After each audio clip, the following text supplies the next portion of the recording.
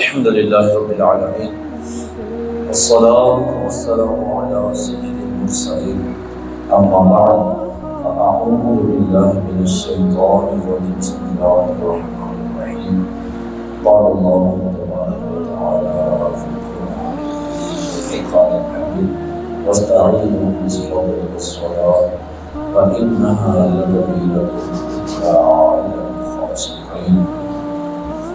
وقال الله تبارك وتعالى في مقام آخر إن الله وملائكته يصلون على النبي يا أيها الذين آمنوا صلوا عليه وسلموا تسليما.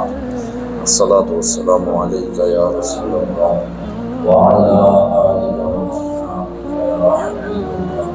الصلاة والسلام عليك يا نبي الله وعلى آلك وأصحابك يا نور الله. اللهم صل وسلم دائما أبدا على حبيبك خير الخلق كلهم هو الحبيب الذي ترجى شفاعته بكل هون من الأهوال المغدر. يا رب بالمصطفى بلغ مقاصدنا واغفر لنا ما مضى يا واسع الكرم. مختصر حمد و صلات کے بعد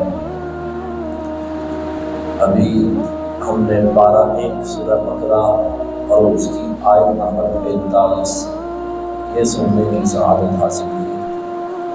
اس سے پچھلی آیتوں کی طرف اگر چلے نا، اس سے پیچھے بنی اسرائیل کا تذکرہ چل رہا ہے، اور اس آیت کے اندر بھی بات بنی اسرائیل ہی سے کی جا رہی ہے. اللہ تبارک و تعالیٰ نے اس میں ارشاد فرمایا وَاسْتَعِینُوا، اور مدد حاصل کرو، مدد چاہو، مدد مانگو، بِالصَّبْرِ وَالصَّلَاةِ. کس سے مدد مانگنی ہے؟ رب تبارک و تعالیٰ ارشاد فرماتا ہے کہ صبر سے اور نماز سے، ان دو چیزوں سے مدد حاصل کرو. دو چیزوں کا ارشاد فرمایا. کس کو کہا جا رہا ہے؟ بنی اسرائیل کو، کہ اے بنی اسرائیل صبر سے اور نماز سے مدد حاصل کرو. پھر اللہ تبارک و تعالیٰ نے یہ دو طریقے بیان کرنے کے بعد ارشاد فرمایا وَإِنَّهَا لَكَبِيرَةٌ إِلَّا عَلَى الْخَاشِعِينَ. فرمایا دو طریقے ہیں مدد حاصل کرنے کے. جو تمہاری مشکل ہے، اب بنی اسرائیل کی مشکل کیا تھی، آزمائش کیا تھی، وہ میں بیان کرنے لگا ہوں. فرمایا یہ جو تمہاری مشکل ہے اس کو حل کرنے کے دو طریقے ہیں، دو چیزیں ہیں، ان سے مدد لے لو، تمہاری پرابلم حل ہو جائے گی. پہلی صبر، دوسری نماز. پھر ساتھ ہی رب تبارک و تعالیٰ نے ارشاد فرمایا کہ یہ جو نماز ہے وَإِنَّهَا لَكَبِيرَةٌ، اور یہ بڑی بھاری ہے، مشکل ہے، إِلَّا عَلَى الْخَاشِعِينَ. ہاں جو سچے دل کے ساتھ عاجزی کرنے والے ہیں، رب سے ڈرنے والے ہیں، رب سے محبت کرنے والے ہیں، ان پر بھاری نہیں ہے. وگرنہ جو دیگر لوگ ہیں ان کے اوپر نماز پڑھنا ہے بڑا بھاری. لیکن اگر ان دونوں چیزوں سے، صبر سے اور نماز سے مدد حاصل کر لو گے تو جو تمہاری ٹینشن ہے وہ دور ہو جائے گی. اب یہاں پر ہم دیکھیں نا، ایک ہوتا ہے مدد چاہنا. 3-4 چیزیں اس میں عرض کرنے لگا ہوں، تھوڑی سی توجہ چاہیے. ایک ہے کسی نے مدد حاصل کرنی ہے، اسے کہتے ہیں مستعین عربی کے اندر. ایک ہے کسی سے مدد حاصل کرنی ہے، اسے کہا جاتا ہے مستعان. اب کس سے مدد مانگیں گے؟ مثال کے طور پر میں دعا کرتا ہوں یا اللہ بھوک لگی ہے روٹی کھلا دے. اب میں دعا مانگ رہا ہوں. ایک ہے دعا مانگنے والا، ایک ہے جس سے دعا مانگی جائے. دو چیزیں ہو گئی. تیسری چیز ہے کس چیز کی دعا مانگی جا رہی ہے، روٹی کی مانگی جا رہی ہے. تو یہ 3 چیزیں اس میں عرض کی. ایک چوتھی بھی بنتی ہے لیکن وہ بھی عرض نہیں کر رہا. تو یہ 3 چیزیں، ایک دعا مانگنے والا، کس سے مانگی جا رہی ہے، اور کس چیز کی دعا مانگی جا رہی ہے. یہ 3 چیزیں آ گئی. اب یہاں پر اللہ تبارک و تعالیٰ نے ارشاد فرمایا وَاسْتَعِینُوا بِالصَّبْرِ وَالصَّلَاةِ، کہ صبر اور نماز سے مدد حاصل کرو. تو اللہ تبارک و تعالیٰ نے بنی اسرائیل سے فرمایا مدد حاصل کرو. تو بنی اسرائیل والے مدد حاصل کریں گے کس چیز کے بارے میں؟ کس سے مدد حاصل کریں گے؟ صبر سے اور نماز سے، دو چیزیں ہو گئی۔ اب کس چیز پر انہوں نے مدد حاصل کرنی ہے؟ کون سی چیز ہے کہ جس پر انہوں نے مدد حاصل کرنی ہے؟ میں نے دعا مانگی اللہ روٹی کھلا دے، بھوک لگی ہے تو بھوک پر دعا مانگی نا، بھوک پر مدد مانگی۔ بنی اسرائیل کو کہا جا رہا ہے کہ نماز اور صبر سے مدد حاصل کرنی ہے، تو بنی اسرائیل یہ مدد حاصل کریں گے، صبر اور نماز سے مدد حاصل کریں گے۔ کس چیز پر مدد حاصل کرنی ہے یہ کیسے پتا چلے؟ تو پچھلی آیات کو دیکھیں نا، اس سے واضح ہو جاتا ہے کہ کس چیز پر مدد حاصل کرنی ہے۔ پیچھے تذکرہ چل رہا تھا بنی اسرائیل کا کہ بنی اسرائیل کو فرمایا گیا کہ تم حق بات کو نہ چھپاؤ اور سچی سچی باتیں کرو، اللہ پر ایمان لے آؤ، حضور کی جو صفات تمہاری کتاب تورات کے اندر موجود تھی ان کو تبدیل نہ کرو، لوگوں سے چھپاؤ نہ۔ تم نے پڑھ لیا ہے تورات کے اندر کیا لکھا ہوا تھا، تم لوگوں کو پتا ہے تورات کے اندر میرے محبوب کے کون کون سے اوصاف بیان کیے گئے ہیں، تو جب پتا ہے تو پھر اس کے اوپر ایمان لے کر آ جاؤ۔ حضرت عبداللہ بن سلام رضی اللہ تعالیٰ عنہ آپ فرماتے ہیں کہ میں نے جب حضور کو دیکھا نا تو میں ان کو دیکھتے ہی پہچان گیا، اور میں نے ان کو ایسے پہچان لیا جیسے میں اپنے بیٹے کو پہچانتا ہوں۔ بندہ پتر نے بڑی چھیتی پہچان لیتا ہے، اور یہ رب تبارک و تعالیٰ نے بھی ارشاد فرمایا ہوا ہے یعرفونہ کما یعرفون ابناءہم، کہ یہ ایسے حضور کو پہچان لیتے ہیں جیسے کہ اپنے بیٹوں کو پہچانتے ہیں۔ حضرت عبداللہ بن سلام رضی اللہ عنہ جب دیکھا تو کہا کہ میں نے دیکھتے ہی پہچان لیا تھا، ساتھ ہی اضافہ کیا اس جملے کے اوپر، فرمایا میں نے جب حضور کو دیکھا تو دیکھتے ہی پہچان گیا جیسے میں نے اپنے بیٹے کو پہچانا ہے، بلکہ حضور کو پہچاننا اپنے بیٹے کو پہچاننے میں سے زیادہ مضبوط ہے۔ وہ اس وجہ سے کہ میں نے اپنے بیٹے کو پہچانا تو ایک عورت کے کہے کے اوپر پہچانا، میری زوجہ نے کہا کہ یہ تیرا بیٹا ہے، میں نے اس کی بات کو مان لیا۔ ایک طرف ہے زوجہ کہہ رہی ہے، دوسری طرف رب فرما رہا ہے، زوجہ کے کہے کو مانا تو بیٹے کو اپنا مان لیا۔ رب تبارک و تعالیٰ نے تورات کے اندر حضور کے اوصاف کو اتنا بیان کیا، حضور کی نعتوں کو اتنا بیان کیا کہ جب میں نے حضور کی صفات کو دیکھا، حضور کی ذات کو دیکھا تو دیکھتے ہی حضور کو پہچان گیا۔ جب میں نے حضور کو جب دیکھا تو دیکھتے ہی پہچان گیا۔ تو تورات کے اندر اللہ تبارک و تعالیٰ نے بڑے واضح انداز میں حضور کی صفات کو، نعت کا لفظ استعمال ہوتا ہے عربی کے اندر صفت کے لیے، حضور کی صفات کو، نعت کو بڑے واضح الفاظ کے اندر بیان فرمایا۔ لیکن اس کے باوجود بنی اسرائیل والے ایمان لے کر نہیں آ رہے تھے۔ کیوں نہیں آ رہے تھے؟ اس کی ایک وجہ یہ تھی کہ وہ ان کو ڈر یہ تھا، جو وڈیرے تھے نا بنی اسرائیلیوں کے، جو بڑے تھے مذہب کے اندر، ان کو یہ ذرا خوف و خطرہ لاحق ہو گیا کہ ایسی وڈیرے تھے بڑے یا دین دے، ہمارا دانا پانی چل رہا ہے، روزی روٹی چل رہی ہے، تو اگر ہم حضور کی نبوت کا اقرار کر لیں، ہم مان جائیں کہ یہ آخری نبی ہے، تو ہوگا کیا؟ لوکی پہلا ساڈے کول آندے سی، ساڈے کول مسئلے پوچھتے سی، دانا پانی ساڈا لگیا سی، ٹھڈ ساڈے رجدے پہ آئے، مال غلام ساڈے کول آندا پیا، سارا کچھ ہمارے پاس آ رہا تھا۔ جس طرح مسیح کہہ دینا ہے کہ جی آخری نبی آ گئے جے، تو پھر تو لوگ ان کی طرف چلے جائیں گے، ساڈا دانا پانی تو بند ہو جانا ہے۔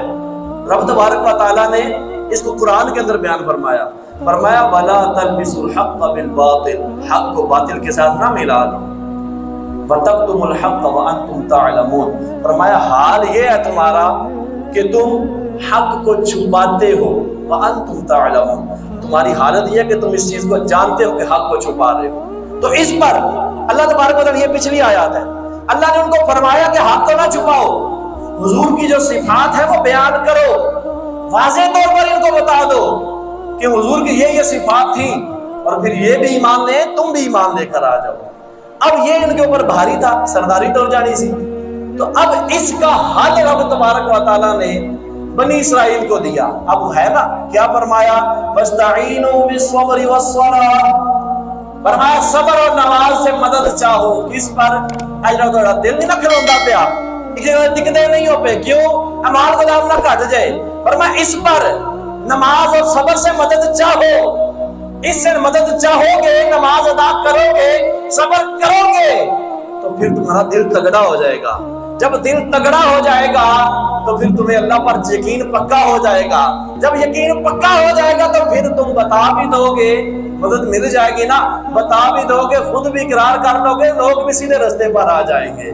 تو حضور کی نعت کو بیان کرنے کے اوپر رب فرماتا ہے کہ تم صبر اور نماز سے مدد حاصل کرو. ایک بڑے مشہور مفسر, بہت بڑے مفسر گزرے ہیں, علامہ بخاری رحمۃ اللہ تعالیٰ, آپ رحمۃ اللہ تعالیٰ نے آپ فرماتے ہیں کہ جو بندہ نماز ادا کرے اور نماز ادا کرنے میں اس بندے نے حق سے کی طرف اس کی توجہ نہ ہو, حق سے محبت نہ ہو, اور حق سے ساتھ میں لکھا ہے کہ یہاں پر حضور سے محبت نہ ہو, نماز ادا کرے لیکن ایک بس روٹین کا کام کر رہا ہے اور حق سے محبت نہیں ہے, فرمایا وہ رکوع و سجود تو کر رہا ہے لیکن اس کی نماز کوئی نہیں.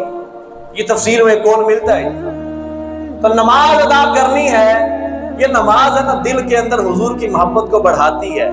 جو نہیں بتاتی بھی نا تو نماز غور کر لینا چاہیے. میں نمازیں تو پڑھ رہا ہوں لیکن دین سے دور ہوتا جا رہا ہوں, دین کے احکام کو چھوڑتا جا رہا ہوں, رب سے دور ہوتا جا رہا ہوں.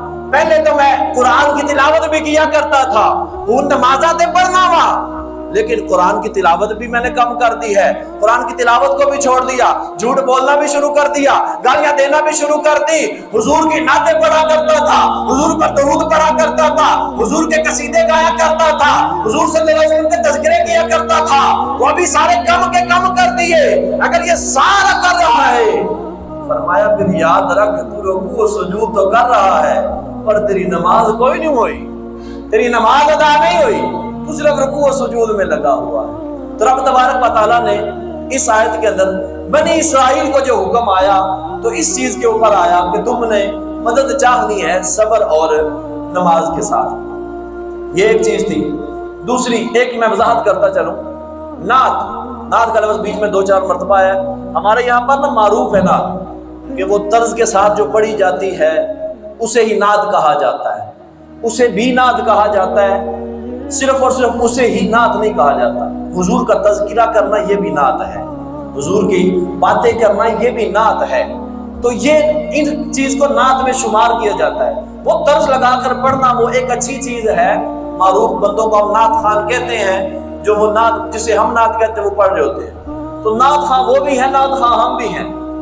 وہ طرز لگا کے پڑھ رہے ہیں, میں اس وقت طرز نہیں لگا رہا, لیکن حضور کا اگر تذکرہ کیا جا رہا ہے تو اس کو نعت کے اندر شمار کیا جائے گا.